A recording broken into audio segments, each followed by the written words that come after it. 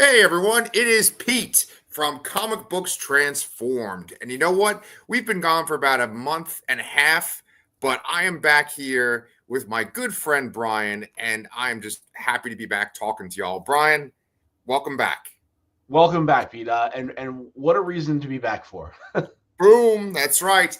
You guys know, you can tell by the logo behind us that the Superman trailer just dropped today for the Superman movie that is coming out in 2025. And I'm pretty fucking excited. What about you, man? Yeah, I mean, I've been reading about the production as it was filming and all that, and very excited overall. But I was kind of blown away by the trailer. Just you hear that music, and you just see things, and it gets you. Yeah. It's a variation on the John Williams Superman theme. Yes, which I will argue that is John Williams' best piece. Over Star Wars? Most iconic, yes. I think the best one that incurs the most emotion is the Superman theme. Over Star Wars, over Indiana Jones. Yeah. That's the one for me. It's funny because you ended up watching the Whedon cut of Justice League, right? I did, yes. You know how they incorporated the John Williams Superman theme in that, and then they also incorporated the Batman theme from Danny Elfman? Yes. Like, do you feel like that was like wrong, or did that elevate the movie at all for you? It really hits it in nostalgia. I mean, you know what? It's I think when it's done well, it elevates it, but you also feel like a cash in, Yeah. Lipstick on a pig, I think. Yes, That's yes. kind of what it felt like. This yeah. Feels genuine. Although I do have to admit, when the music first initially starts, I'm like, is that Top Gun? Oh, yeah. Because that's kind of like that bong noise at first. Yeah. It was the guitar tone, really, Oh, yeah. Okay, gotcha. Right. So, I mean, it's interesting when you watch this trailer. So, guys, if you're new to our channel, Brian and I talk about movies and TV shows that have been adapted from comic books. And so, obviously, this is like the adaptation, right? Superman's like the first superhero. But when we're talking about this movie, it really does seem like it's influenced by Man of Steel and other Superman movies, don't you think? I mean, I got the vibe. Oh man, I can't remember. Is it For All Seasons? Oh, that comic, that Superman story. Yeah, that's the kind of vibe I got of it, I think. But I mean, it's I'm not 100% clear about what the story of it is actually going to be. Yeah. So how do you feel about spoilers and stuff? I don't know anything like definitive, but I don't know. Actually, I don't know anything about the story itself, like how the story goes. That's the thing. I don't think there's really even been much reported about it. Right. I know like about casting and like who's going to be in it, what characters are going to be in it. Is that too much of a spoiler for you, or is that something? I mean, we've been seeing that for quite some time now. I mean, and you do pretty much see all those characters in the trailer.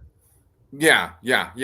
So I mean, I kind of wanted to go through each of those characters because here's the thing. I was telling this to Mike Bongiorno. I think I didn't tell you yet because I was saving for this. But I was just telling people that I'm excited and nervous about this movie because as a guy that like this is all I watch and think about all the time, I can't really tell what exactly the story is going to be. Yes, I'm in a way I'm glad for that. I feel like, and I'm going to go back to Wolverine and Deadpool. Well, Deadpool and Wolverine. I felt like I knew too much going into that. Yeah, and it disappointed me a little bit. I mean, it was a great movie, really enjoyed it, but I feel like I would have loved it more had I not known as much as I did going in. Yeah. I know, like especially like when it comes to like certain characters appearing, and that's like supposed to be such a big deal. I think with this, it's like, okay, so Movie Bob had this point that he made where he feels like the way the DCU is going to work is that superheroes have been around for a while. They're kind of commonplace. And maybe they've even like the public's gotten kind of jaded towards them because they seem like they might be kind of corporate or something like that, almost like The Boys. And that what's special about Superman is that he's something different. He's not like these other superheroes. Yeah, he's not paid by a corporation. He's doing it, for the good of doing it. Yes. That's definitely the vibe I get from it.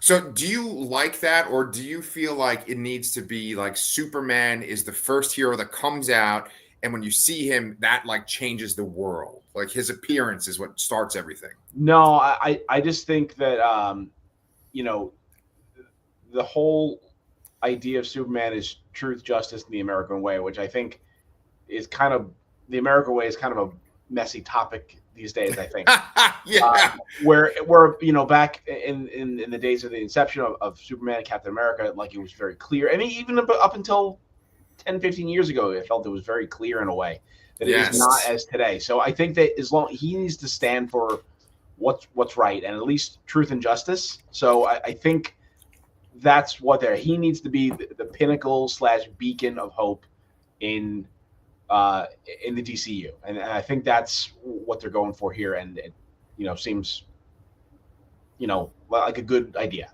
Yeah. Well, I mean, how much do you think the world knows about Superman by the time of this movie? I think he's fairly new. It seems. Yeah. So, like, do you think that when he shows up for the first time in the movie, it's going to be like, oh my God, who is this? Or is it going to be like, no, we've seen this guy. We know, like, what he's about? I do believe they said they're steering away from an origin story, Yeah. but I do think that this is going to be a newer introduction to Superman. Yeah. Like the established heroes are not going to know who he is when he shows up for the first time. Okay. Yeah. And then the public, like, maybe he's almost like an urban legend where, like, they don't have definitive pictures of him and stuff. Like, maybe Lois hasn't done a story on him yet. And, like, one thing that happens with all these Superman adaptations is a lot of times, like, Lois is the one that gives him the name of Superman. Like, maybe that will still happen. Yeah, You know?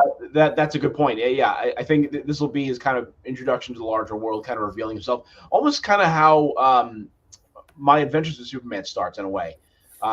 He's there, he's in Metropolis, he's has powers, but he hasn't really introduced himself to anybody yet. Yeah. Yeah, I think I'm totally cool with that. And then people I've heard somewhere that's like Superman year 2. Like it's kind of like how the Batman was like his second year as Batman. Yes. That's what I think it might be too. Yeah. Yeah. So let's not fucking beat around the bush. The first fucking thing you said to me today, crypto, right? Yes. The second I saw Crypto, I said out loud, "This is the greatest Superman movie ever created." Yes. And I knew Crypto was coming too, but it was great to see. Yes. So I mean, let's just kind of break the trailer down piece by piece, right? So it's a choice to make the movie start with Superman in a crater falling out of the sky. There's so many ways they could do this trailer. They could do it where he's Clark Kent and he like opens up his shirt. They could show like Smallville at first, then Metropolis, but to show him like broken on the ground, I think that's a major choice. They're definitely saying something. It's definitely a choice, but it's showing the general perseverance of Superman. I think it's a strong way to start. It's a strong way to differentiate yourself from previous Supermans, because we all know how many reboots this has had, or we've how they normally don't allow you to have TV shows when of characters when their movies are in production, but we've had, we obviously have the original Christopher Reeve stuff, and then we had Brandon Routh, and then we had Henry Cavill, and then we had Smallville. Early we had Smallville, and we had Lois and is this Lois? Not Lois and Superman and Lois. Superman and Lois. I was going to say yes, and Lois and Clark too. Really, and like there have been so many iterations on television and movies. Yeah. But normally there's not things going on at the same time. The same time frame, and I guess they did just end Superman and Lois, so it's really not that case. But yeah, well, I mean, like to cut right to that, I think it's a really interesting thing because they're saying like we're going to do something different, and it's really interesting because it starts off with emotion. Like often with Superman trailers, there's like the sense of wonder, and it's from the public's perspective where they're like looking up at him or like they're amazed to see him. But this that's the tagline, look up, isn't it?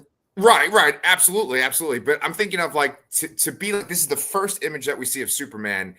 It really plays off of James Gunn's emotional thread that he puts into all of his comic book movies, right? Yeah. He has these moments that I think that's the reason why Guardians is so good. It's like, you know, even if we look at Guardians Volume 3 with like Rocket Raccoon and seeing his origin story and stuff, it's so touching. And, James Gunn is very manipulative when it comes to using animals these days. And when it comes to absolutely like using music and record drops, right? Yeah. So I think that like they're doing that right away, right off the bat. You know, there's Superman. He's broken. He says, "Home, take me home." And I mean, the fucking dog was so cute. Like, I want to hear what you thought about that part. Yeah, that's what I was thinking. Like, oh my god, this dog, it looks amazing. It's Crypto. They're actually doing this. They're making it more. They're not just making like gritty comic book darkness movies like they usually do. There is a serious quality to it, but there is still a lighthearted quality to it, which I think is good. And I think that's the best way to kind of represent Superman. Although I think at the same time, I think that's why a lot of people can't really connect to him because he's too good in a way. Yeah. Not for me. I'm good with that. I like that. Yeah, that's what makes him special. And I mean, it's a point that like people have made to death, where it's like his powers, what he can do, that's incredible. But like, what makes Superman this important character, this character that resonates with people so much, is he's like incorruptible. He's like the best of us. You know, what we wish we could be. So he's going to be contrasted with all these other superhero characters. And the thing that I'm kind of worried about the most is that there's like so many characters, and are they going to have like individual arcs? Probably not. Like, it's probably going to be like Superman kind of dealing with them as a team. But I mean, we have Justice League International members in this, and James Gunn has already said that the Justice League itself has not been created yet. So, and you know, saying that, I mean, maybe that's the purpose of this movie, really, because we know that they're not going to go the route of introducing all the people and then have them form the Justice League. You know, what if this whole thing is that superheroes are corporate, they work for corporations, they're doing it for a paycheck, and then Superman inspires them to just do it for the good of humanity, and they form the Justice League by the end of the movie, sort of, or at least take strides towards that. The other thing we do know about it too is that oh my god, the Authority. You know, the Authority is part of this in a way, and we have the Engineer as a character in this as well. I think is more on the villainous side here, if I'm not mistaken. But I do feel like that could be a theme of the movie and an ultimate goal of the movie.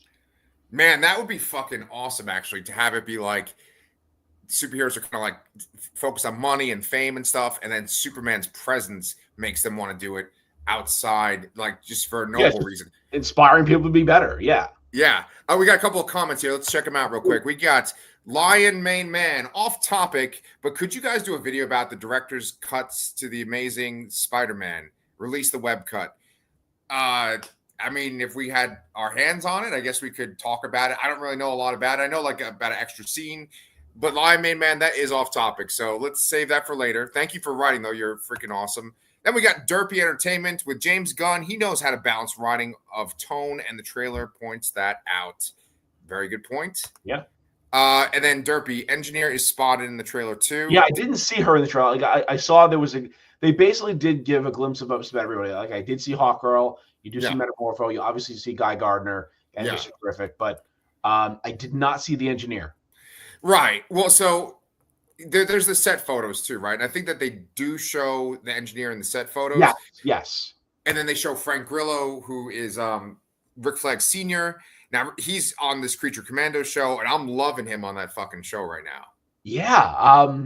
Oh, okay. So she's on top of the Leave the Corp in the shot. Oh. Huh. Okay. I'm gonna have to rewatch that. I didn't notice that. But yes, Creature Commandos is really great so far. And I did forget that Frank Grillo was also in this. Like Senior. That's kind of cool that they have that connectivity between an animated feature and a live action movie. Yeah, it's so fucking weird because like today, because I'm only on Blue Sky now, right? My feed is just like this Superman trailer, and there's all these pictures of it, right? And then there's that whole thing going on where you live with the Luigi guy, who killed Oh, the, yep. and he's like flanked by cops and the mayor of New York, and he's right in the front, and that's just like a fucking shot in this trailer with like Superman walking into a building, right? But they show more of that shot with Frank Grillo, and then they have this guy that has this U on his costume. Do you know who I'm talking about? Have you seen that? Yes, I do. Yeah. Yeah. Now he's the guy that he like grabs Superman in that baseball stadium and like kind of flies up with him. So like everyone's kind of debating on who that guy is. Do you have any guesses? I don't yet. Okay. I mean, there aren't too many existing characters that could do something like that, I suppose, that would have that much of an impact. But yeah, I wouldn't rule out it being something new. Yeah. Well, I know that like the people say because there's a U, it's like, oh, it's Ultraman, who's this evil crime syndicate version of Superman from like Earth 3, right? It's Earth 3. Man, would taking a multiversal approach right off the bat be the right idea?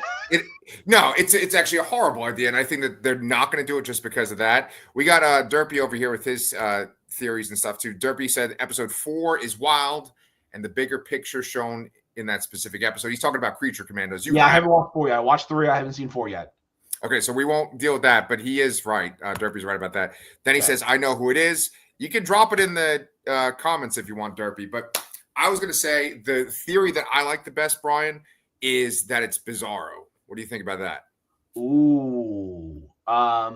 Yeah, that would be interesting. It kind of fits the bill of that, reverse power thing of a first movie. Like I feel like every time you have the first movie character, they have to fight somebody that's the reverse of themselves. Yeah. What other definition of reverse of a hero is Bizarro? Right. That dark mirror image. Yeah. Yeah. Go ahead. No, that's all I had to say. So that would be really cool. I do like Bizarro a lot. I think they've done some interesting things with him in comics more recently. Yeah, because in a way they've made him in past incarnations. They made him very goofy, but I think taking him seriously is a good choice. Right, exactly. And I know that there's like different origins for Bizarro too. There's a Bizarro homeworld. There's like Bizarro as a clone of Superman. I think they're going to go with Bizarro as a clone of Superman made by Lex Luthor. Okay. Yeah. I mean, that's my guess. I'm just saying, But it's kind of funny because the character with the U on him, he looks kind of like what the fuck is the guy that's all black in Boys?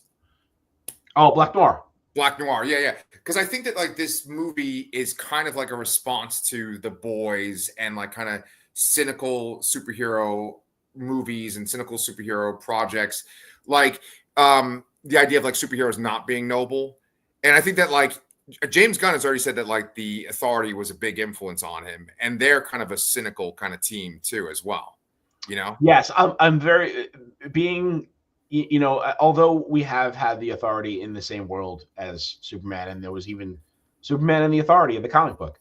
I feel like I couldn't imagine the original Authority comic book and all the things that happen in that existing alongside any iteration of the DC universe. Like I feel like it doesn't blend properly with the motives and the themes and all that. Yeah. And I'm very curious to see how they would portray both of those things existing in especially with the Authority and how they were upon their inception. Yeah, I agree. I think that like it hasn't worked since like DC bought Wildstorm, and like they've tried to like kind of meld them together. Like sometimes it works, but a lot of times it doesn't. I love the fucking Authority. For those of you that are commenting right now and saying all this stuff, if you haven't read the Authority, that's a really fucking great comic to just pick up from the beginning. Brian, let's throw in some more of these comments, okay? Yep. So we got Lion Mane Man is back, and he's saying that Guy Gardner's hairpiece looks goofy. I think it's supposed to. It's kind of supposed to. I mean, he's always had that goofy bowl cut, and there was no way it was gonna like look better in live action. But I'm glad they kept it faithful. Yeah. Guy Gardner's not supposed to look cool. He's supposed to be an asshole, and that's why. He's my favorite. Green Lantern. So I mean, that's probably the most cis white man thing I could say, or whatever. So then Derpy Entertainment says it is Ultraman, and yes, it's a Bizarro type version of the character. There you go. So they kind of are doing the Marvel thing where they might have like a character's name and then like have a different origin or like blend two characters together. he said you hit the nail on the head, or you hit it on the nail. Thank you. I think that was to me. And then Pete is back. That's from Dan Torkel, Dr. Zayas God.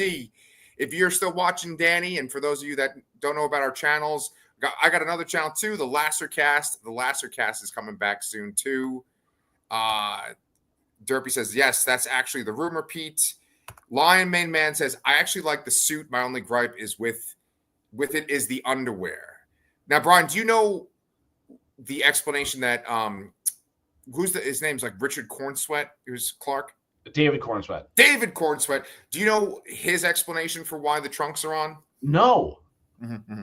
He gave a real interesting explanation. He said that Superman is like this super powerful being. He is this alien, intimidating kind of force. And so for his costume, he wanted to make himself look like a wrestler so that he could be like more approachable to kids and stuff like that. That's what David Cornsweet said. Uh-oh. I'm looking at that face. Yeah, that's an interesting take, I suppose. To me, the costume was very reminiscent of the kind of Max Fleischer animation costume. Yeah. Maybe it looks a little more like Trunks than the Speedo-y thing, but I kind of love it. I hear a lot of people that have the gripe at the costume, but I do honestly love it. So, oh, yeah. Yeah, I know that even James Gunn himself, I heard on a YouTube video, actually doesn't like the trunks, but I prefer the trunks. It's like, yeah, I think if there's anybody that's gonna have it, it's got to be Superman. Like if they can get away with other people not having it, but Superman should. Yeah, the reason why these characters are like seared into our minds and they're just a existing part of the pop culture is because dynamically they look a certain way. They're so striking, and I think that the red in the middle there. It has this symmetry to it that makes it so interesting. I think when the red's not there, it's just, I don't know, it's not right. I oddly think that without it, it looks more aliens. Oddly, wearing your underwear outside looks more human. I don't understand why I feel that way, but I do. Yeah, that's how I go to work every day, so. But let's, so then we got some more. We got Derpy says, let's talk about the fact that there's an actual kaiju. Let's do that, Brian. Why don't you talk about the fact there's a fucking actual kaiju in this? There's a kaiju. I saw the shot of it. I have no idea what it is, so I don't know. I don't know what to say about it. When I was on Blue Sky, someone had a panel from, it's probably like a Justice League book, but it was Hawkgirl with her mace hitting a kaiju in the face, and it looks very similar to the kaiju in this trailer. Okay. I think it might have been from like Scott Snyder's run on Justice League. Okay. So I don't think it's like any specific like big DC kaiju monster. That's actually more of a Marvel thing.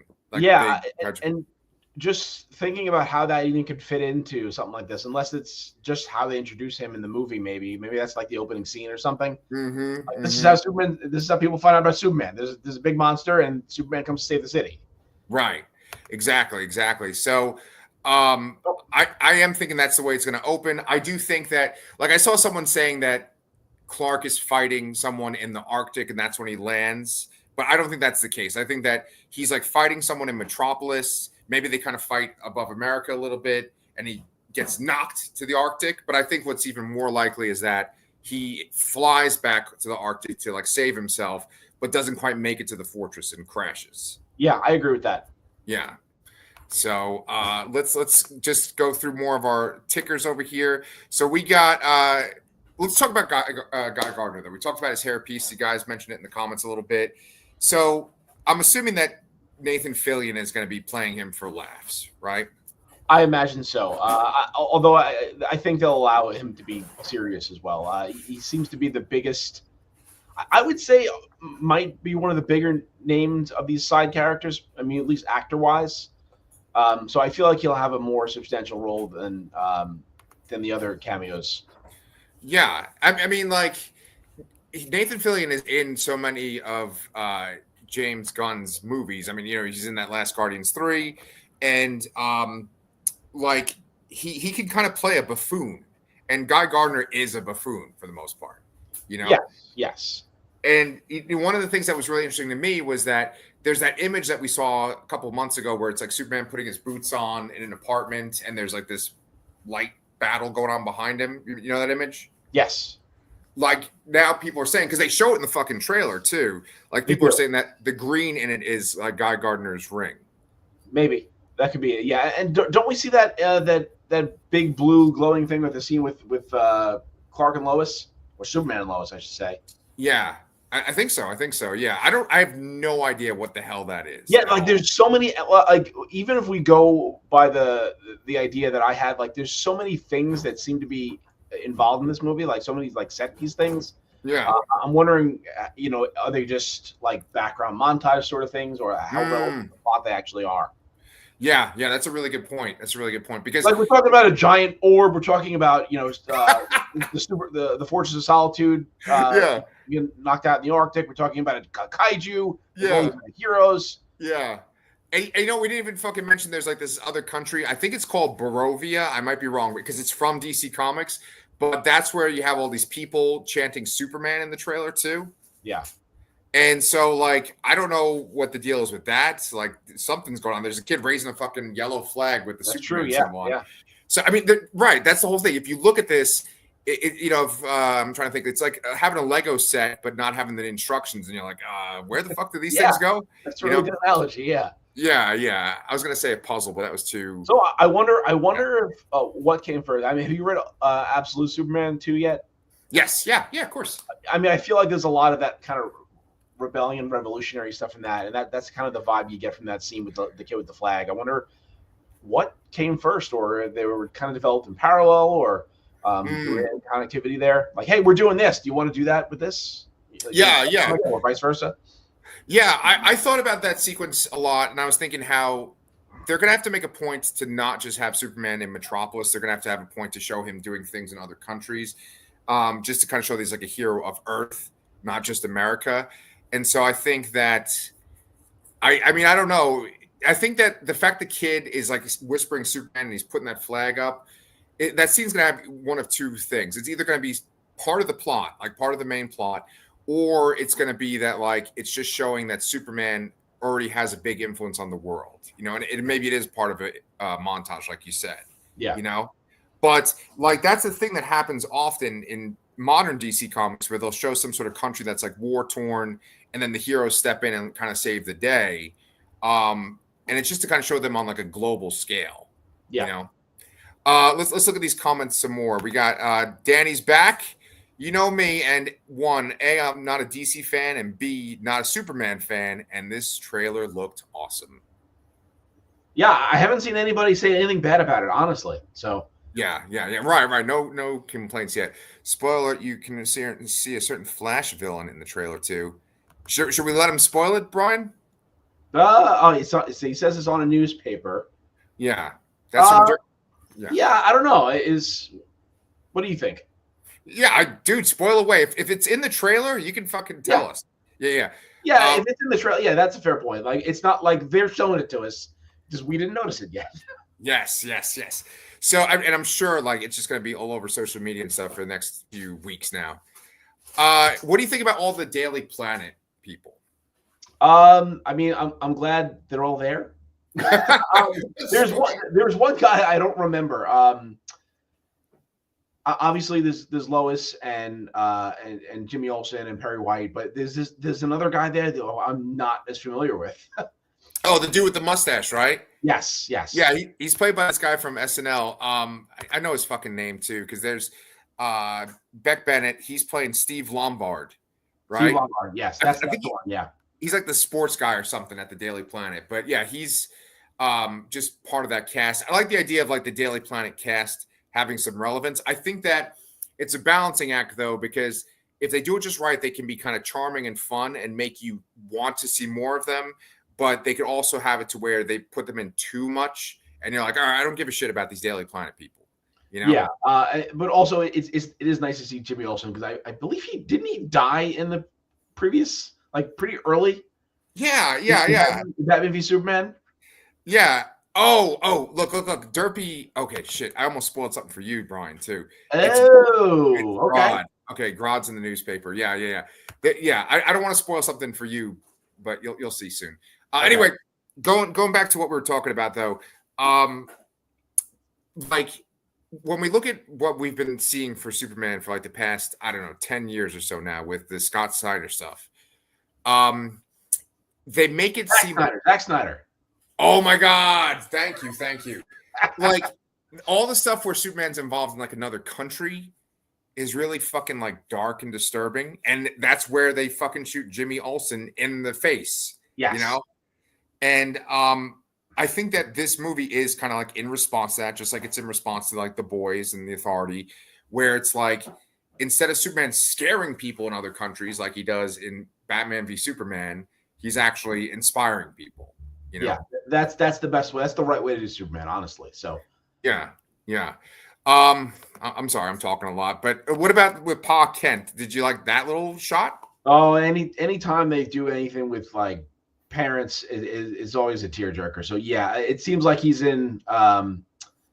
It sounds like he's in some poor health, maybe. Yeah. So I do fear for the life of Pa Kent, but is there a Ma Kent in this, or they have a Ma Kent and a Pa Kent cast? Yeah. I don't remember who they cast for Ma Kent. I do recognize the actor.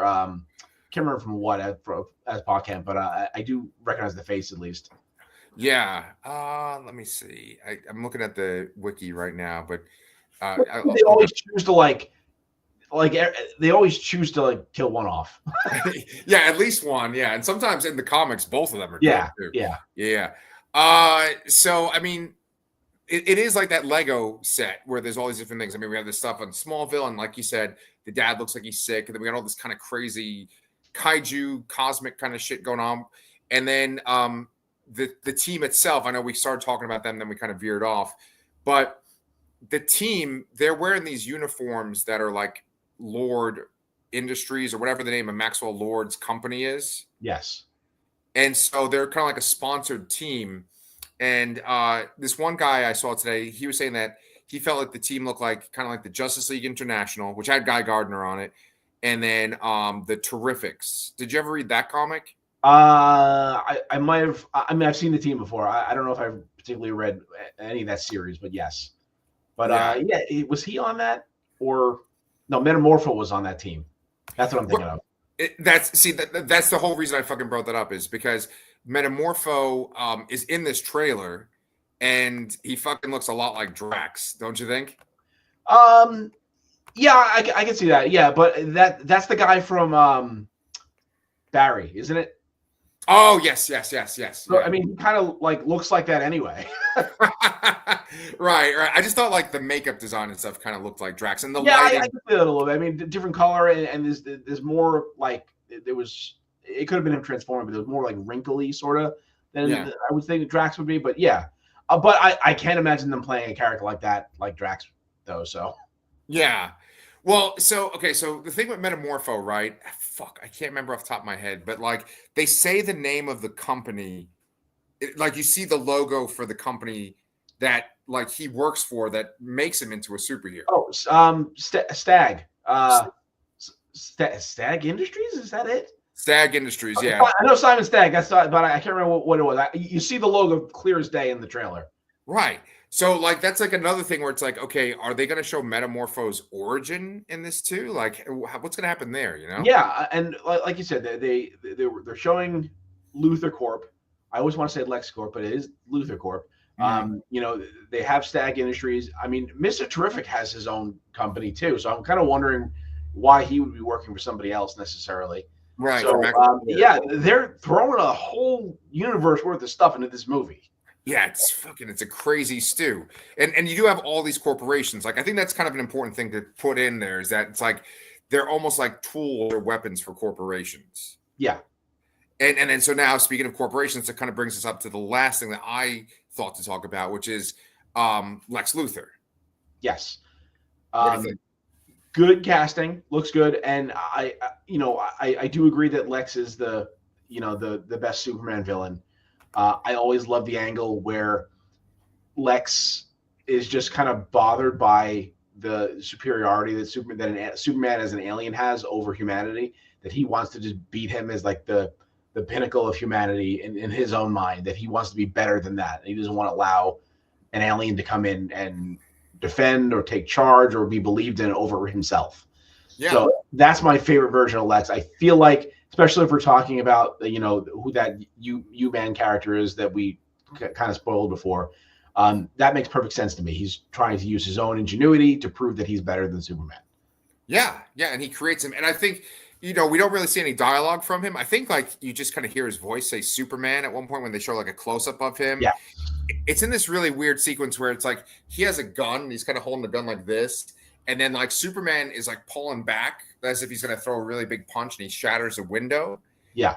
And to me, it's like that's making me wonder what's going on in the story, because like I don't think Superman really needs to like pull back like that to punch a window. So I'm assuming that like he's weakened by kryptonite or something at that point, and he's just struggling to get out. But that whole big ramble I just said was just in the sequences that we've seen of him as Lex. It's like you could just see from the look on his face that jealousy, that anger. I love it. I mean, he's not saying anything, but you can feel it just from yeah. You get the vibe that he's the jealousy of it is like, no, this not this fucker. Like not allowing this. Yeah, and I hope that's the route they go. Yeah, and then like, and it's even this great sequence too, where like Superman flies past the Luthor Corp building, and he kind of makes that face again. He's like, "Oh, fucker!" But the building's got some kind of weird like bridge in between two towers. Yes, I didn't know what was going on there, and I also felt the font was very reminiscent of the Stark Tower from the MCU. I agree. But I mean, like to me, my favorite version of like Luthor's tower is the one that's like shaped like an L when you're like looking down from above. Yeah. I don't think if it's two towers, I don't think we're gonna get that effect. Yeah, probably not. No. So let's see. I mean, I think we covered everything. I saw someone on Blue Sky say that Lois, the most impressive thing in the trailer was how that actress, I gotta look at her fucking name. Do you know her name off the top of your head? Rachel Brosnahan. Oh, that's why it's so good to do this with you, Brian. It like that she's able to capture Lois Lane just in like these images of her. Yes, I also, she doesn't say very much either, I don't think, in the trailer, but more than Lex. But you kind of you get the vibe that she's the kind of pushy reporter that you expect Lois to be, and that's this classic Superman stuff. I think that's hitting the nail on the head again. Yeah. So I mean, I think we covered everybody. Did we talk about Hawk Girl at all? I mean, you barely see her in it, but yeah. So I mean, there's so fucking much going on. Was there anything else that you wanted to mention about the trailer? No, I'm just excited. Do we have a date for this? July 11th. I know it's July 11th. Okay. 2 days after my daughter's 15th birthday. Oh wow! And then we have, I think, isn't like I was reading that Fantastic Four is like a week or two before, and then the next Jurassic Park's after. So this is gonna be a very crowded summer, which really wasn't the case this past summer. I don't think. No. But you know what, Brian? We did dodge a bullet this winter because we decided to. We took a little breather right when Kraven came out. Yes, and I'm gonna thank our friend Danny for biting the bullet and going to see it. Yeah, I had heard that it was like laugh out funny bad, but he said it's not. So I'm gonna trust his word for it and save my $5-10 and not give any more money to Sony to keep this Spider-Man-less Spider-Man universe going. Yes, and as the Sony universe falls and dies, deservedly so, this new DCU universe maybe is picking up and is being born. So I'm excited. Yep. What do you call it? Guys, if you are back after we've been gone for about a month and a half, thank you so much for coming back. We're really grateful to have you. It was really awesome to have people in the comments talking with us this whole time. Thank you guys so much. You really brought to the conversation. But yeah, Brian and I are back, and I think probably we're going to be covering Creature Commandos. So I was just going to say that. Yeah. I don't know about Skeleton Crew. We'll have to talk about that if we're going to cover that. But I haven't even started it yet. But I mean, definitely Creature Commandos. I'm very invested in it. I'm just about to start the fourth episode. Well, probably going to watch the fourth episode right now, honestly. Fuck yeah! All right, you got to text me about it when you're done. Sure. All right, guys. Thank you so much, and me and Brian will see you guys next